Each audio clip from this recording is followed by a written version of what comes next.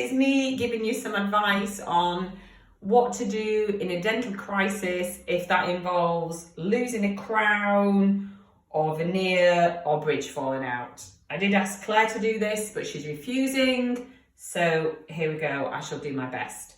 I have before me a selection of crowns and veneers, so you know what all of them look like.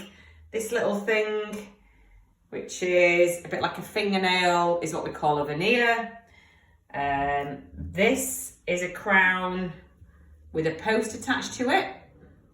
Looks like that. And both of these are just ordinary crowns. Some have got metal inside, some haven't. And this little thing is a type of bridge. This little metal wing clips to the back of your tooth, and this is if it's to replace a missing tooth, basically, that would be the missing tooth.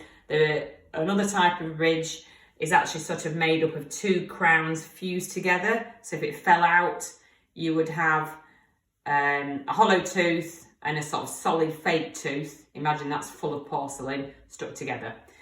If any of these things come out, you can buy dental kits online which in different measures will effectively put them back in. The kit we found most useful is this one. We use this because this is the ones that patients have recommended us and told are most effective over time. There are all sorts of different kits, but we particularly like this. We have some stocks of it. You can get it on Amazon, you can buy it at pharmacies. But there are other types, as this one as well, and similar, not as effective for things like bridges, but will probably do a decent job of sticking a crown in. Your crown, if it does come out, you've got to hope it's either got a post attached to it like this, or it's hollow, as these are, like that.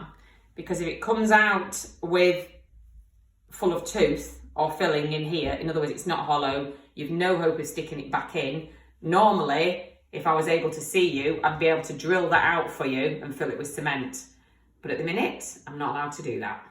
I think that's about it. Is there anything I've not covered? Oh, the instructions on how to do it depend on the kits you buy. The instructions are all in the boxes or on the back of the boxes. And there's also many videos on YouTube about how to do it.